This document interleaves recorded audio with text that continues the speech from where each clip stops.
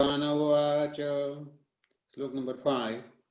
Paschame partha rupani satashotha sahasrashah nana vidani divyani nana varna krutini cha. Finish. The Supreme Personality of Godhead said, "My dear Arjuna, O son of Partha, see now my opulences, hundreds of thousands of varied, divine, and multicolored forms." Slok number 6. Paschadityana rudran ashwino marutastatha bahunya purvani paschascharanani bharata. O best of the Bharatas, see here the different manifestations of Adityas, Vasus, Rudras, Aswini, Kumaras, and all the other demigods. Behold the many wonderful things which no one has ever seen or heard of before. Slok number 7. Ihev kastam jagat krustram paschadya characharam mama dehe gudakesha yachandam drashtumichhasi. O Arjuna, whatever you wish to see, behold at once in this body of mine. This universal form can show you whatever you now desire to see and whatever you may want to see in the future. Everything moving and non-moving is here completely in one place. Slok number 8. Natuman sakya se drustum anenaiva svachakshusha divyam dadami te chakshu pashyame yogemeshwaram. But you cannot see me with your present eyes. Therefore I give you divine eyes. Behold my mystic opulence. Sanjaya Uvacha. Slok number 9. Eva mukta tato rajam mahayogeshwaro hari darsayamasa parthayam paramam rupam ishwaram. Sanjaya said, "O king, having spoken thus, the Supreme Lord of all mystic power, the personality of Godhead, displayed his universal form to Arjuna." Thank you. Now slok number 10 and 11 are together. Aneka vakatra nayanam aneka adbhuta darshanam aneka divyabharanam divyaneko Jatayudam Divyamalyambaram dharam Divyagandhanulepanam Sarvascharyamayam devam Anantama Vishwatomukham. Arjuna saw in that universal form unlimited mouths, unlimited eyes, unlimited wonderful visions. The form was decorated with many celestial ornaments and bore many divine upraised weapons. He wore celestial garlands and garments, and many divine scents were smeared over his body. All was wondrous, brilliant, unlimited, all expanding. Number 12.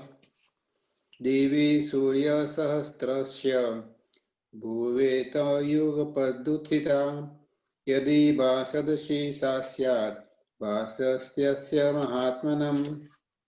If hundreds of thousands of suns were to rise at once into the sky, their radiance might resemble the effulgence of the Supreme Person in that universal form. Slok number 13. Tatraikastam jagat krustam pravibhaktam anekada apashya deva devasya sarire pandavastada. At that time, Arjuna could see in the universal form of the Lord the unlimited expansions of the universe, situated in one place, although divided into many, many thousands. Tataha savismayavisto hastaro madhananjaya pranamya shirsa devam krutanjalari bhashyata. Then, bewildered and astonished, his hair standing on end, Arjuna bowed his head to offer obeisances and with folded hands began to pray to the Supreme Lord. Slok number 15. Arjuna uvacha pashyami devam stava deva dehe sarvan stata bhuta vishesha sandam brahmanamisham kamalasanastam rusicha sarvan urgava divyan. Arjuna said, "My dear Lord Krishna, I see assembled in your body all the demigods and various other living entities. I see Brahma sitting on the lotus flower, as well as Lord Shiva and all the sages and divine serpents." Slok number 16. Aneka bahu dalvyakta netram pashyami tvam sarvato nantarupam natam namadyam napanastavadim pashyami visveswara vishwarupa. O Lord of universe, O universal form, I see in your body many, many arms, bellies, mouths, and eyes, expanded everywhere without limit. I see in you no end, no middle, and no beginning. Slok number 17. Kiritinam gadinam chakrinam cha tejo rashim sarvato diptimantam pashyami tvam riksham samanta diptanaladrutinam pramevayam. Finish. Glaring effulgence, spreading on all sides, fire on the immeasurable radiance of the sun. You have to see this glowing from everywhere, and adorned with various crowns, clubs, and discs. Slok number 18. Tvamaksharam paramam veditavyam tvamasya viswasya param nidhanam tvamavyaya sasat dharma gupta sanatanastav purusho mato me. You are the supreme primal objective. You are the ultimate resting place of all this universe. You are inexhaustible and you are the oldest. You are the maintainer of the eternal religion, the personality of Godhead. This is my opinion. Slok number 19. Anadimadyantamanantaviryam anantabahu sasisurya netram pashyami tvam dviptahutashavakram swatejasa visvamidam tapantam. You are without origin, middle, or end. Your glory is unlimited. You have numberless arms, and the sun and moon are your eyes. I see you with blazing fire coming forth from your mouth, burning this entire universe by your own radiance. Slok number 20. Vavaputhyoridamantram yahi vyaptam tvayam kena dishascha sarva trastadabhutam rupamrugam tavedam lokotrayam pravyasitam mahatmam. Although you are one, you spread throughout the sky and the planet and all space between, O Great One. Seeing this wondrous and terrible form, all the planetary system are perturbed. Slok number 21. Amihi tvam surva sangha vishanti kechid bhita pranjalayo gunanti swastitayuktava maharshi siddha sangha stuvanti tvam stuti bhi pushkalabhi. All the hosts of demigods are surrendering before you and entering into you. Some of them, very much afraid, are offering prayers with folded hands. Hosts of great sages and perfected beings, crying, "All peace!" are praying to you by singing the Vedic hymns. Slok number 22. Rudraditya vasoye cha sadhya Vishwasvino maruta somi pashva Gandharva yaksha surasiddha sangha Vikshanti te tvama vismitas sarve. All the various manifestations of Lord Shiva, the Adityas and Vasus, the Sadhyas, the Vishwadas, the two Ashvis, the Maruts, the forefathers, and Gandharvas, the Yakshas, the Asuras, and the perfected demigods are beholding you in wonder.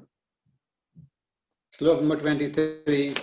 Rupam mahate bahuvaktra netram Mahabaho bahubahu rupadam Bahudaram bahudrashta karalam Drashta loka pravyasti stathaham. O mighty armed one, all the planets with their demigods are disturbed at seeing your great form, with its many faces, eyes, arms, thighs, legs, and bellies, and your many terrible teeth. And as they are disturbed, so am I. Slok number 24. Nabhas prusham diptamane kavanam Vyatam nadam tripta dipta vishala netram Drashta hitvam prashati tantaratma Dhrutim navandami shamacha Vishnu.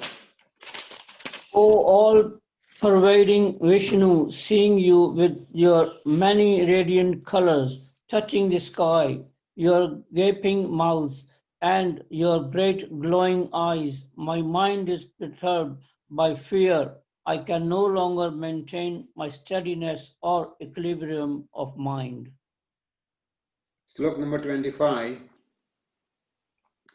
Danshta karalani chate mukhani Trasteva kala nala sandibani Disho na jane nala becha sharma Prasida devesha jagan nivasa. O Lord of Lords, O Refuge of the worlds, please be gracious to me. I cannot keep my balance seeing thus your blazing death-like faces and awful teeth. In all directions I am bewildered. Okay, I think 26 and 27 are together. 26. Ami chatvan dhutarashtrastra putra sarve sahayvava nepala sangham Bhishmo cha drona sutaputras tathaso sahasma divyarapi yaudamukhe. All the sons of Dhritarashtra, along with their allied kings, and Bhishma, Drona, Karna, and all chief soldiers also are rushing into your fearful mouth, and some I see trapped with heads shamed, smashed between your teeth.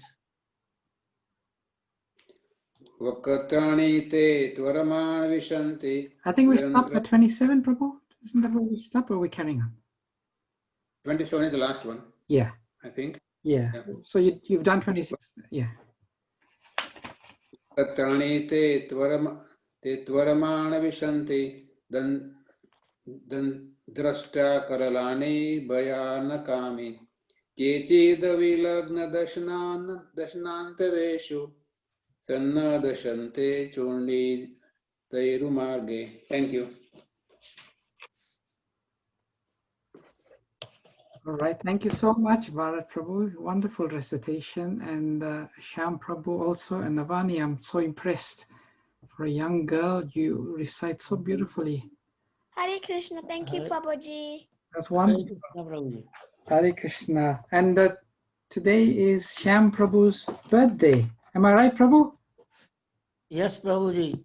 A very happy birthday to you. And may Lord Krishna bless you with good health and many more years in his devotional service. Hare Krishna. Hare Krishna. Hare Krishna, Prabhuji. Happy birthday. Hare Krishna. Hare Krishna. Happy birthday. Happy birthday. Hare Krishna. Happy birthday. So let me cancel the spotlight on Bharat Prabhu, Birthday. Hare Krishna. and let me share my screen. Birthday, Prabhuji. Hare Krishna, happy birthday to you, Prabhuji. Hare Krishna. Happy birthday, Prabhuji. Hare Krishna. Happy birthday. Hare Krishna. So we will now discuss a few more verses today. Yesterday, Madhu Kumari Mataji finished text number 16. So we have 17, 18, and 19.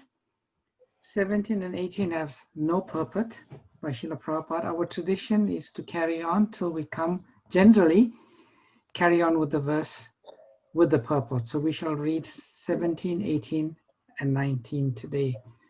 So let me mute everyone. And I'll say the Mangalacharam prayers first. Om Jnana Timirandasya Gyananjana Shalakaya Chakshurunmalitam Jena Tasmai Shri Gurave Namaha Vanchakalpa Turubhyascha Kripa Sindhubhye Pacha Patitanam Pavanebhyo Vaishnavebhyo Namo Namaha Jai Shri Krishna Chaitanya Prabhu Nityananda Shri Advaita Gadadhara Shri Vashadi Gaura Bhakta Vrinda Hare Krishna Krishna Krishna Hare Hare Hare Rama Rama Rama Hare Hare Namahom Vishnupadaya Krishna Pashtaya Bhutale Srimati Bhakti Vedanta Swaminiti Namane Namaste Saraswati Devi Gauravani Pracharine Nirvishesha Shunyavadi Paschachadeshatarine. So we have 55 attendees online today. If any of you are joining for the first time, a very warm welcome to you to our chapter a day. We call it Chad session, where we read a chapter of Bhagavad Gita, or if the chapter is too long, we read about half of the chapter for a month, and then the other half for the next month. My name is Vrindavan Chandra. I'm one of a few facilitators of the chat session. So warm welcome to you. So text 17, we read, Kirtinam Gadinam Chakrinam Cha Tejo Rasim Sarvato Diptimantam Pashyami Tvam Duniri Sham Samantad Dipta Nalarka Jutim Aprameyam. So Arjuna says that your form is difficult to see because of its glaring effulgence, spreading on all sides like blazing fire, or the immeasurable radiance of the sun. Yet I see this glowing form everywhere, adorned with various crowns, clubs, and discs. Text 18. Tvam aksharam paramam veditavyam tvam asya vishvasyam param nidhanam tvam avyaya shashvata dharma gopta Sanatanastvam Purusho Matame. You are the supreme primal object. You are the ultimate resting place of all this universe. You are inexhaustible, and you are the oldest. You are the maintainer of the eternal religion, the personality of Godhead. This is my opinion. Anadi Madhyam Tanam Ananta Viryam Ananta Bahum Shashri Surya Netram Pashyami Tvam Dipta Utassa Vaktram Swate Jasa Vishvamidam Tapantam. You are without origin, middle, or end. Your glory is unlimited. You have numberless arms, and the sun and moon are your eyes. I see you with blazing fire coming forth from your mouth, burning this entire universe by your own radiance. Purport to text 19 by Srila Prabhupada, Srila Prabhupada ki jai. There is no limit to the extent of the 6 opulences of the Supreme Personality of Godhead. Here and in many other places, there is repetition. But according to the scriptures, repetition of the glories of Krishna is not a literary weakness. It is said that at a time of bewilderment or wonder or of great ecstasy, statements are repeated over and over. That is not a flaw. So there are so many beautiful, interesting, and relevant points made in these 3 verses and in the purport. So in the limited time we have, I'll try to touch on a few. And today is also a very auspicious day. It is the disappearance day of Srila Haridas Thakur, Namacharya Srila Haridas Thakur. So I hope to keep a few minutes to describe that also, or talk about that. So it starts off by text number 17. It's being described, the Lord is being described as, what is it? I can't remember now which is this. As the Lord is full of opulences. And as we see in these verses, Arjuna is describing Krishna's opulences.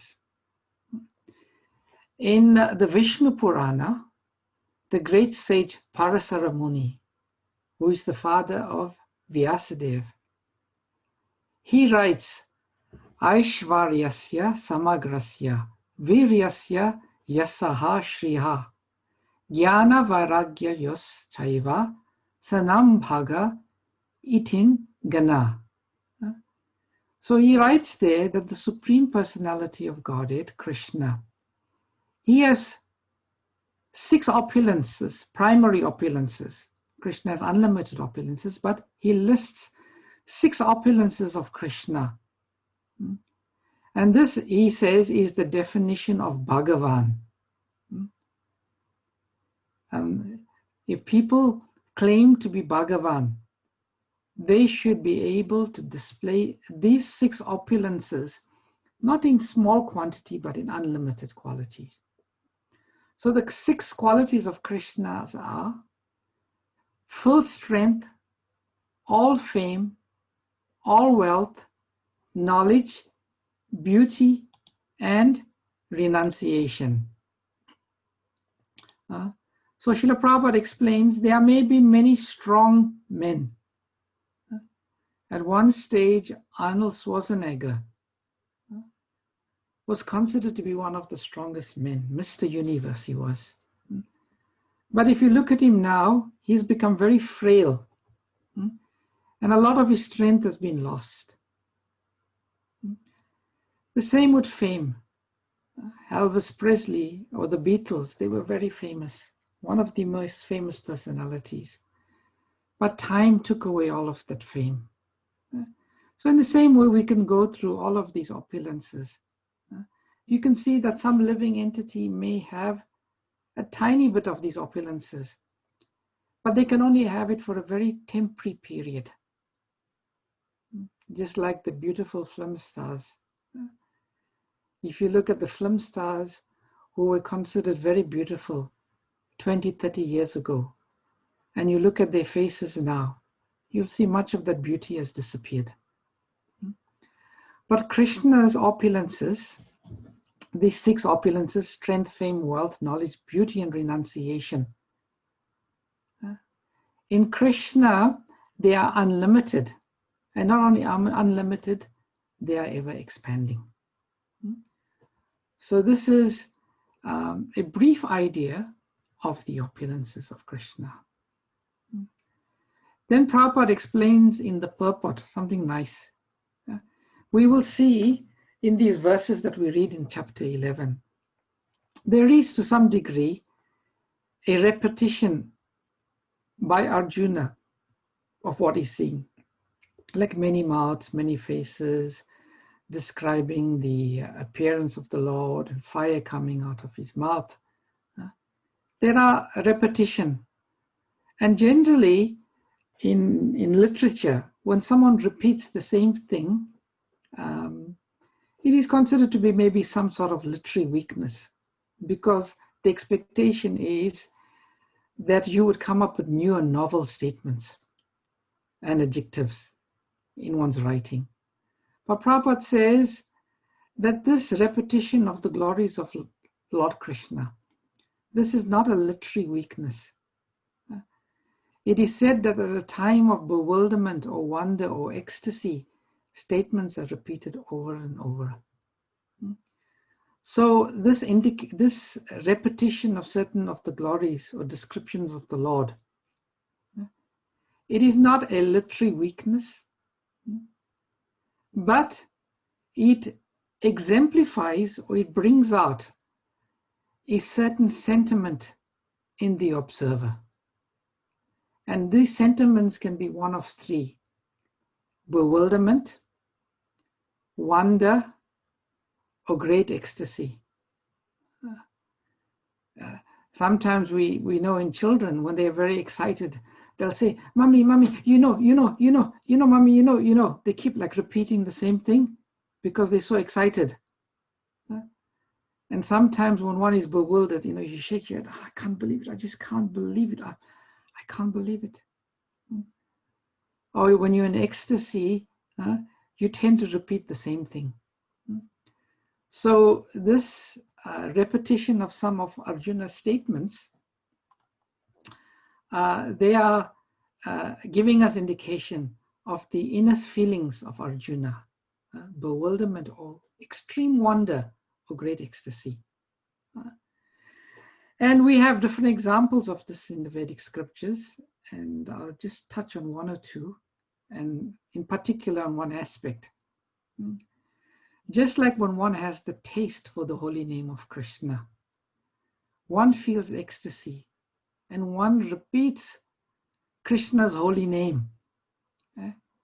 And that repetition brings ecstasy, because Krishna's holy name is unlimited. Srila Rupa Goswami says, when he chants this holy name of Krishna, he wishes to have millions of years and thousands of tongues, because this holy name is so relishable. So repetition can be a sign of great ecstasy. When Sri Chaitanya Mahaprabhu used to travel, he used to chant one mantra. And this mantra was very beautiful. He used to sing, Krishna, Krishna, Krishna, Krishna, Krishna, Krishna, Krishna, He.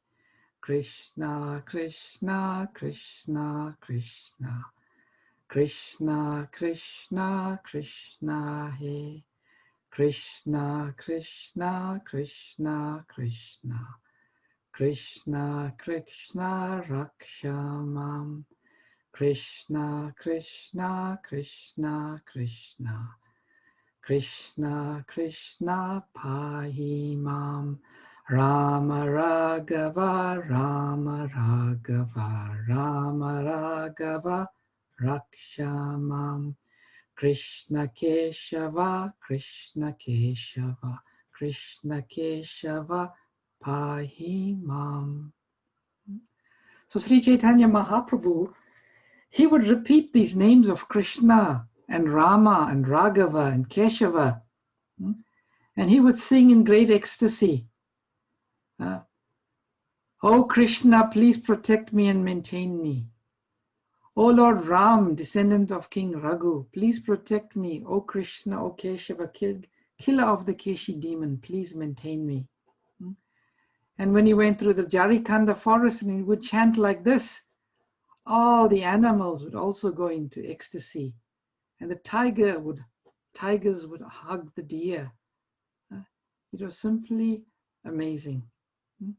So when we see Arjuna repeating some of the descriptions of the Lord in these verses, What do we say? What do we think? Arjuna is in wonderment. How wonderful is Krishna? Arjuna is in ecstasy, describing these different opulences of the Lord. And in the same way, when we read, we also feel the same sentiments, wonder and ecstasy. And it makes our reading of the Bhagavad Gita, instead of thinking, oh, this is just repeating, when will we move on to the next verse? The Bhagavad Gita comes alive. The words of the Gita come alive when we understand the mood of the Lord and the mood of the speaker, Arjuna. Then there's description. Your form is adorned with various crowns, clubs, and discs, and it's difficult to see because of this glaring effulgence, which is fiery and immeasurable like the sun. So there was this glaring effulgence of the Lord, and this was making it difficult to see this effulgence. So this is actually a very important point. In the Sri Ishupanishad, text number 15, the Sri Ishupanishad is one of the 108 Upanishads of the original Vedas. And one time someone asked Srila Prabhupada, who spoke Sri Ishupanishad? And Prabhupada said it was the Vedas personified who spoke Sri Ishupanishad. So there it's mentioned, Iranyamayena Patrena Satyas Yapita Hitam Mukam Tattvam Pushan Apavrinu Satyam Dharmaya Distaye. O my Lord, sustainer of all that lives, your real face is covered by your dazzling effulgence. Kindly remove that covering and exhibit yourself to your pure devotee. So this is the prayer of the pure devotees of the Lord. They do not want to be bewildered by the effulgence of the Lord. They want to see the real face, the real beautiful form of Krishna. So therefore they pray to please remove this glaring effulgence. As Arjuna is saying here, your form is difficult to see because of this glaring effulgence. And this effulgence, unfortunately, is what the impersonalists aspire to merge into. But the devotees of the Lord have no aspiration. Their prayer is, do not make me become part of this effulgence, the Brahmajyoti, but please remove this effulgence so I could see your real form. And this is the prayer of the devotees. I'm moving on pretty quickly here because there's much to cover. And then there's a beautiful statement in text number 19. Or is it 18? I think it's 18. You are the maintainer of the eternal religion. You are the personality of Godhead. Now, this is a very important verse. Oftentimes, there is this question, what is real Dharma? And people are confused about what is real Dharma, because sometimes if you look at the various statements in the Vedas or various statements by various sages, a lot of it seems to be contradictory. And sometimes people are a little confused about what is real Dharma. In the Srimad Bhagavatam, the 6th canto, the 3rd chapter, text number 19, there's this one beautiful verse. And this verse is spoken by Yamaraj. And the context of this verse is very interesting. So Ajamil, as we know from the 6th canto, became very sinful. And at the time of death, he was being carried away by the Yamadutas. But just before he died, he was thinking of his son Narayan, and he was saying, Narayan, Narayan, Narayan. And just as the Yamadutas were about to take away the soul of Ajamil, the Vishnu Dutas came and they said, stop, stop, you can't do this. And then the Yamadutas became bewildered. And they were thinking, what's going on here? This man has been a sinful man. He's been living with a prostitute. He's forgot all of his Brahmanical principles. According to the principles of Dharma, he deserves to be taken to hell and to be punished and judged. And here are the Vishnu Dutas who have come and intervened. And the Vishnu Duta said, you go back. You cannot take Ajamil. So the Yamadutas went back to Yamaraj, their lord, very bewildered and disappointed. And they asked Yamaraj, please tell us really what happened there. We just followed the codes of religion, Dharma, and we were stopped by the Vishnu Dutas.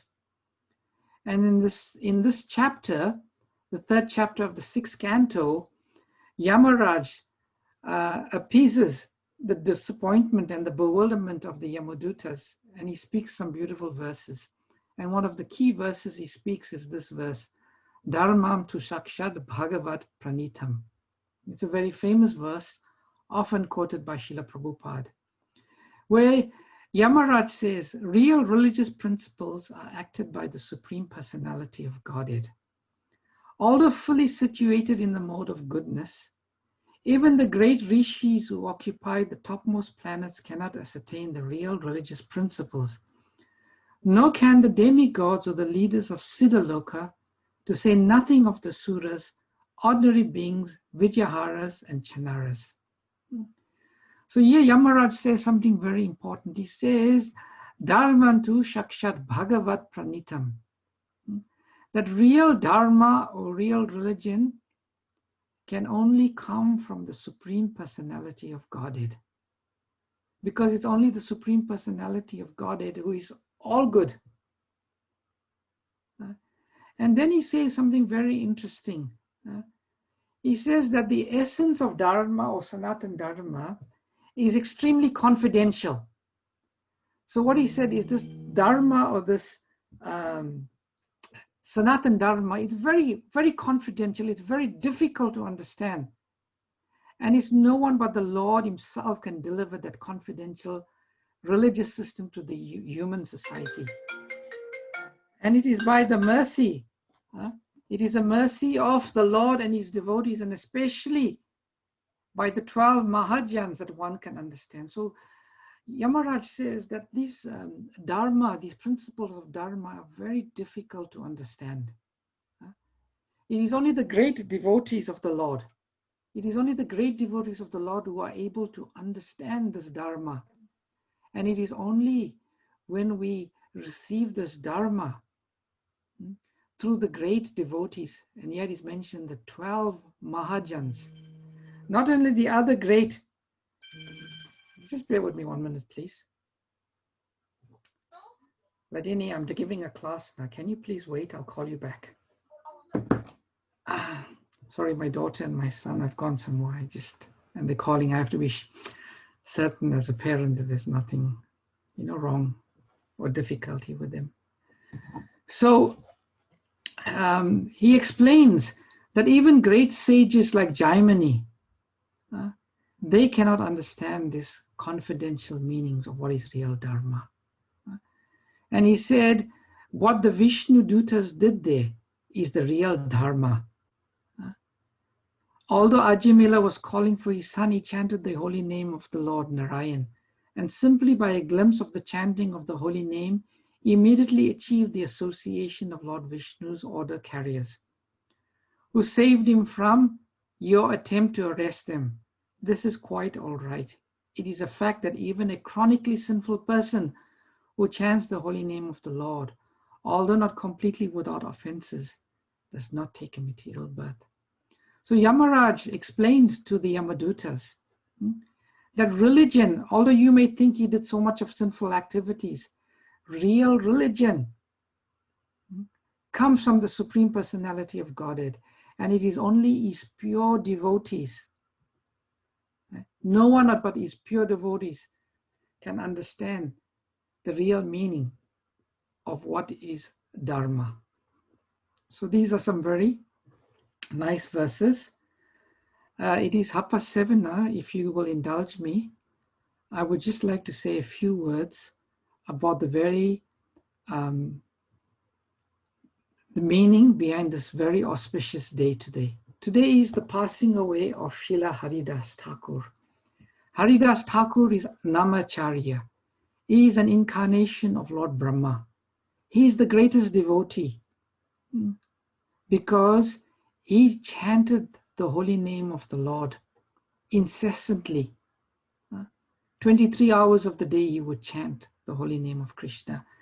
And he was a very, very dear devotee of Sri Chaitanya Mahaprabhu. This chapter, this description of the passing away of Haridas Thakur is contained in the Sri Chaitanya Charitamrita, chapter 11.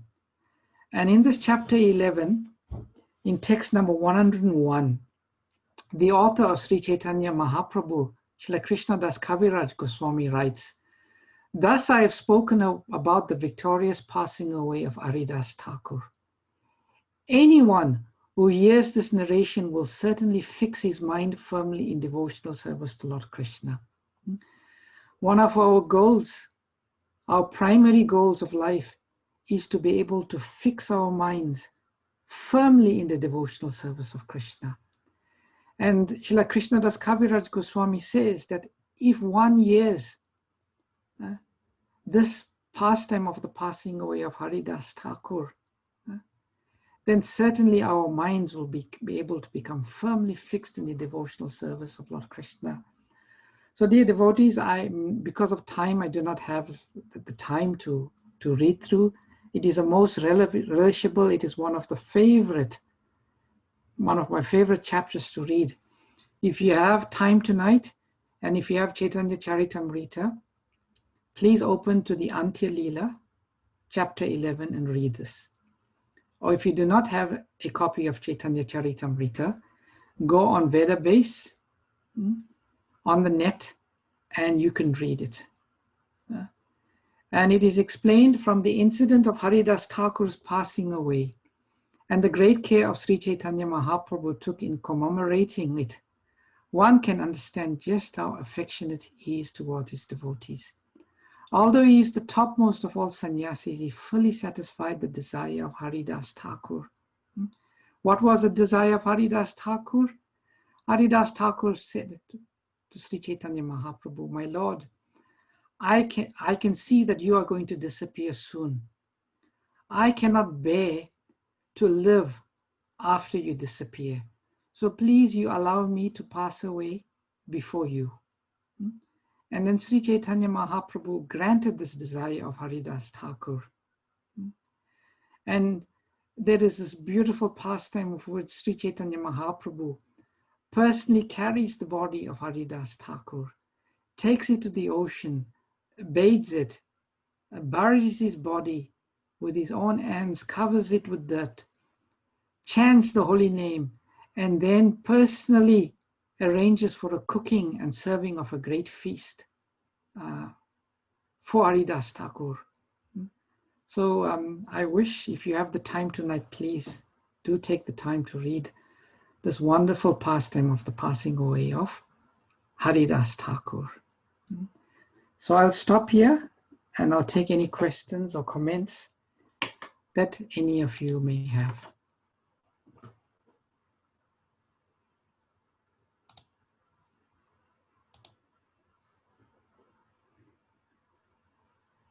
I think we should read the whole Haridas Thakur. Prabhuji, we have 10 minutes. We might finish it. Please. I tell you, nobody will go back and read it tonight. Did I tell you frankly? It would be nice. Okay. Let us see how far we go. It's quite a lot to read, but let's see. Let's see. Let me offer my obeisances unto Haridas Thakur and his master Sri Chaitanya Mahaprabhu, who danced with the body of Haridas Thakur on his lap. So I'll move on a bit. I am writing this narration of the pastimes and attributes of the Lord by the mercy of Sri Chaitanya Mahaprabhu and his associates. I do not know how to write properly, but I am purifying myself by writing this description. Sri Chaitanya Mahaprabhu thus resided at Jagannath Puri with his personal devotees and enjoyed the congregational chanting of the Hare Krishna Mahamantra. In the daytime, Sri Chaitanya Mahaprabhu engaged in dancing and chanting and singing the temple of Lord Jagannath. At night, in the company of his most confidential devotees such as Ramananda Rai and Swarab Damodar Goswami, he tasted the nectar of the transcendental mellows of Lord Sri Krishna's pastimes. So one day, Govinda, the personal servant of Sri Chaitanya Mahaprabhu, went in great jubilation to deliver the remnants of Lord Jagannath's food to Haridas Thakur. So Haridas Thakur, because he came from a Muslim background and because being so humble, he would never go into the Jagannath temple because he used to think that if his body touched the devotees of the Lord, they would become contaminated. He was so humble. So every day Sri Chaitanya Mahaprabhu would arrange for his servant Govinda to bring the remnants of the Lord to Haridas Thakur. So one day when Govinda came to Haridas, he saw that Haridas was lying on his back and chanting his rounds very slowly. Please rise and take your Mahaprasadam, Govinda said. I have not finished chanting my regular rounds of number of rounds. How can I eat? But you have brought Mahaprasadam, and how can I neglect it? So Haridas Thakur was saying, I haven't finished chanting my rounds, 200,000 names of the Lord. But at the same time, how can I eat? But at the same time, Mahaprasadam has come. Let me take a little. Saying this, he offered his praise to the Mahaprasadam, took a little portion and ate it. The next day, Sri Chaitanya Mahaprabhu went to Haridas's place and inquired from him, Haridas, are you well? Haridas offered his obeisances to the Lord and replied, my body is all right, but my mind and intelligence are not well. Sri Chaitanya Mahaprabhu further inquired from Haridas, can you ascertain what your disease is? Now that you have become old, the Lord said, you may reduce the number of rounds that you chant daily. You are already liberated, and therefore you need not follow the regulative principles very strictly. So Haridas Thakur was saying, the Lord asked him, are you well? He was not well. He's saying, my mind is not well. The Lord asked him why. He said, because I can't finish chanting my rounds, my vow. And the Lord Chaitanya Mahaprabhu said, you don't have to worry, you are old now. You can reduce your rounds. And he said, your role in this incarnation means this incarnation that the Lord Brahma has taken as Haridas Thakur is to deliver the people in general. You have sufficiently preached the glories of the holy name in this world. The Lord concluded, now therefore please reduce the fixed number of times you chant the Hare Krishna Mahamantra. Haridas said, I was born in an inferior family, and my body is most abominable.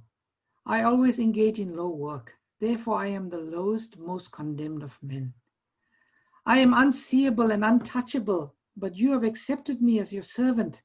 This means that you have delivered me from a hellish condition and raised me to the Vaikuntha platform. My dear Lord, you are the fully independent personality of Godhead.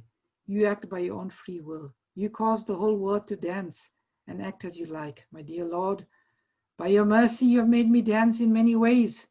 For example, I was offered the Shraddh Patra, which should have been offered to a first-class Brahmana. I ate it even though I was born in a family of meat eaters. Very quickly, I'll tell you this pastime. The Shraddh Patra ceremony is, after you finish the ceremony, the most elevated person in the ceremony should be given the plate, the Shraddh Patra to partake of. So there was this big assembly of Brahmanas at the place of Advaita Acharya. And there in the assembly was Haridas Thakur, someone coming from a Muslim background. So all the Brahmanas were thinking very proudly, or maybe I am the biggest Brahmana, I will get the plate.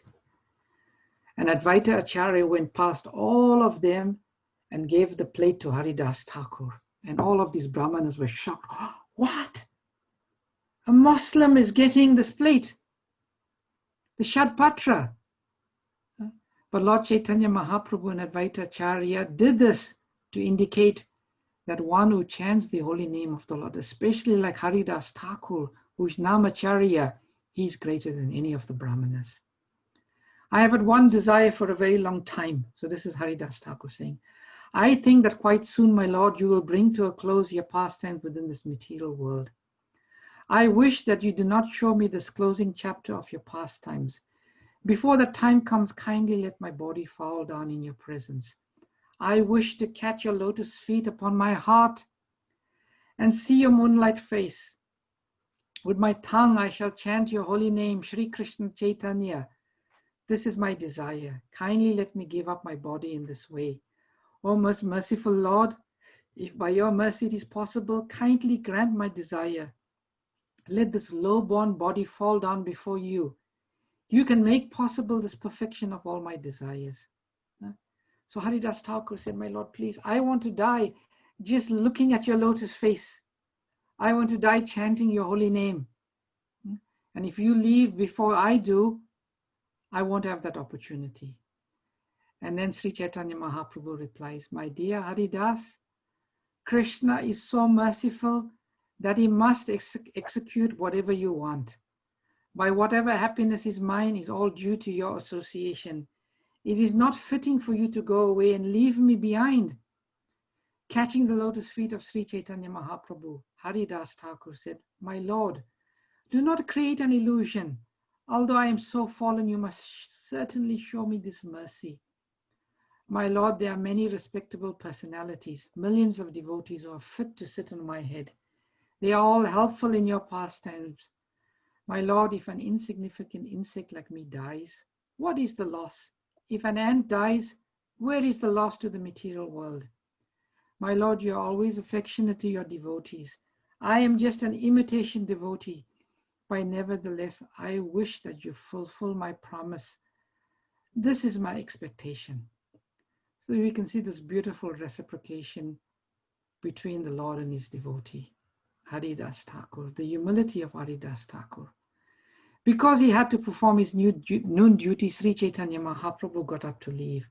But it was settled that the following day, after he saw Lord Jagannath, he would return to visit Haridas. After embracing him, Sri Chaitanya Mahaprabhu left to perform his noon duties and went to the sea to take his bath. The next morning, after visiting the Jagannath temple, Sri Chaitanya Mahaprabhu, accompanied by all his devotees, went hastily to see Haridas Thakur. So Mahaprabhu the next day very quickly goes to see Haridas. Sri Chaitanya Mahaprabhu and the devotees came before Haridas Thakur, who offered his respects to the lotus feet of Sri Chaitanya Mahaprabhu and all of the Vaishnavas. Lord Sri Chaitanya Mahaprabhu inquired, my dear Haridas Thakur, what is the news? Upon hearing the Sri Chaitanya Mahaprabhu immediately began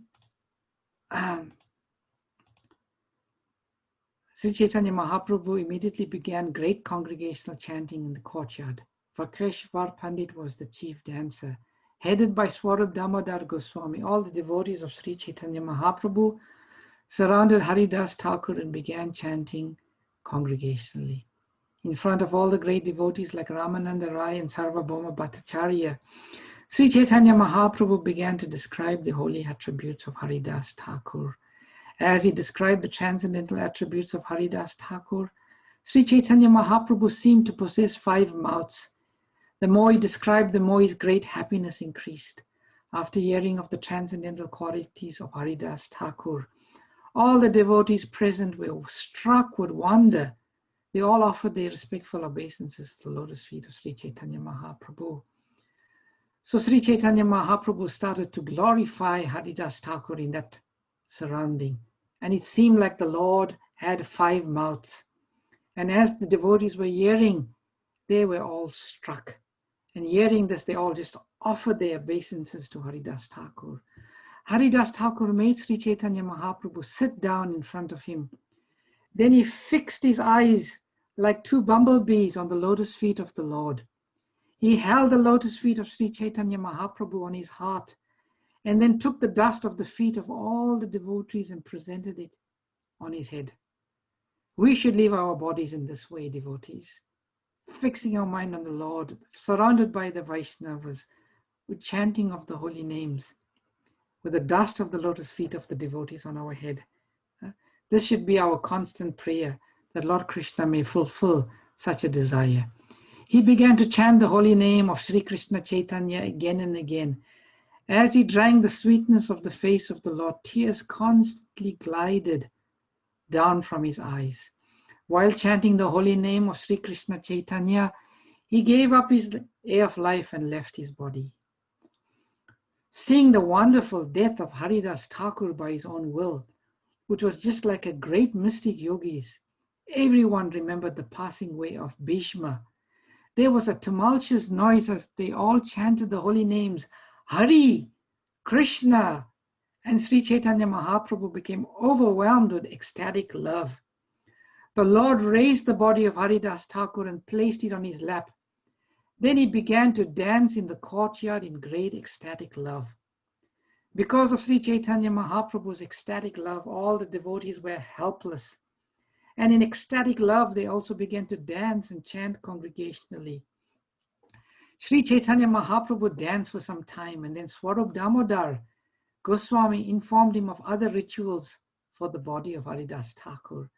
The body of Haridas Thakur was then raised onto a carrier that resembled an airship and taken to the sea, accompanied by congregational chanting. Sri Chaitanya Mahaprabhu danced in front of the procession, and Rakeshwar Pandit, along with the other devotees, chanted and danced behind him. Sri Chaitanya Mahaprabhu bathed the body of Haridas Thakur in the sea, and then he declared, from this day on, this sea has become a great pilgrimage site. So dear devotees, whenever you go to Jagannath Puri, when you take bath in the sea of Lord Jagannath, that is a great pilgrimage site which was declared by Sri Chaitanya Mahaprabhu himself, because there he bathed the body of Haridas Thakur. Everyone drank the water that had touched the lotus feet of Haridas Thakur. And then they smeared the remnants of Lord Jagannath's sandalwood pulp over Haridas Thakur's body. After a hole was dug in the sand, the body of Haridas Thakur was placed into it. Remnants from Lord Jagannath, such as his silken robes, sandalwood pulp, food, and cloth were placed on the body. All around the body, the devotees performed congregational chanting, and Rakeshwar Pandit danced in jubilation. With his transcendental hands, Sri Chaitanya Mahaprabhu personally covered the body of Haridas Thakur with sand, chanting, Hari Bol, Hari Bol. The devotees covered the body of Haridas Thakur with sand and then constructed a platform upon the site. The platform was protected all around by fencing. Sri Chaitanya Mahaprabhu danced and chanted all around the platform. And as the holy name of Hari roared tumultuously, the whole universe became filled with the vibration. After Sankirtan, Sri Chaitanya Mahaprabhu bathed in the sea with his devotees, swimming and playing in the water in great jubilation. After circumambulating the tomb of Haridas Thakur, Sri Chaitanya Mahaprabhu went to the Sima Dwar gate of the Jagannath temple. The whole city chanted in congregation, and the tumultuous sound vibrated all over the city. Approaching the Sima Dwar gate, Sri Chaitanya Mahaprabhu spread his cloth and began to beg Prashadam from all the doorkeepers there. I am begging Prashadam for a festival honoring the passing away of Haridas Thakur, the Lord said. Please give me alms. Hearing this, all the shopkeepers immediately came forward with big baskets of Prashadam, which they jubilantly delivered to Lord Chaitanya. However, Swarup Damodar stopped them, and the shopkeepers returned to the shops and sat down with their baskets. Because Swarup Damodar didn't like to see Sri Chaitanya Mahaprabhu in this position of begging. In this way, varieties of prashadam were collected and packed up in different loads and carried onto the heads of the 4 servants. Not only did Swarup Damodar bring prashadam, but Vaninath, Patanayak, and Kashi Mishra also sent large quantities. Sri Chaitanya Mahaprabhu made all of the devotees sit in rows and personally began to distribute the prashadam, assisted by 4 other men. Sri Chaitanya Mahaprabhu was not accustomed to taking prashadam in small quantities. He therefore put on each plate what at least 5 men could eat. Swarup Damodar Goswami requested Sri Chaitanya Mahaprabhu, please sit down and watch. With these men to help, I shall distribute the prasadam. The 4 men, Swarup Damodar, Jagadananda, Kashishwar, and Shankara, distributed the prasadam continuously. All the devotees who sat down would not eat the prasadam as long as the Lord had not eaten. On that day, however, Kashi Mishra had extended an invitation to the Lord. Therefore, Kashi Mishra personally went there and delivered prasadam to Sri Chaitanya Mahaprabhu, would get great attention and made him eat. With Paramananda Puri and Brahmananda Bharati, Sri Chaitanya Mahaprabhu sat down and accepted the prasadam. When he began to eat, so did all the Vaishnavas. Everyone was full to the neck because Sri Chaitanya Mahaprabhu kept telling the distributors, give them more, give them more. After all the devotees finished accepting prasadam and had washed their hands and mouths, Sri Chaitanya Mahaprabhu decorated each of them with a flower garland and sandalwood paste. Overwhelmed with ecstasy, Sri Chaitanya Mahaprabhu offered a benediction to all of the devotees, when all of the devotees heard with great satisfaction. So dear devotees, Sri Chaitanya Mahaprabhu offered a benediction to everyone who observed this festival. Sri Chaitanya Mahaprabhu gave this benediction. Anyone who has seen the festival of Sri Haridas Thakur passing away, anyone who has chanted and danced here, anyone who has offered sand on the body of Haridas Thakur, and anyone who has joined this festival to partake of the prasadam will achieve the favor of Lord Krishna very soon. There is such wonderful power in seeing Haridas Thakur. So this benediction also applies to us. By reading this pastime, we are getting this benediction. Being merciful upon me, Krishna gave me the association of Haridas Thakur. Being independent in his desires, he has now broken that association. When Haridas Thakur wanted to leave this world, it was not within my power to detain him. Simply by his will, Haridas Thakur could give up his life and go away, exactly like Bhishma, who previously died simply by his own desires, as we heard from Shastra. So that is essentially the finishing of the pastime. And there are a few other verses, but I think we can stop here. We've heard the wonderful passing away of Haridas Thakur. So Thank you, Prabhuji. Thank you. By hearing this, we all got a most wonderful benediction. If you go back home and you feel inclined, please do read it again. So thank you. I think we've gone much past our time. And 50 of you all remained to hear this. I thank you for this. And thank you for your attendance. Srila Haridas Thakur ki jai. Srila Prabhupada ki jai. Hare Gaura Premanande. Hare Hare.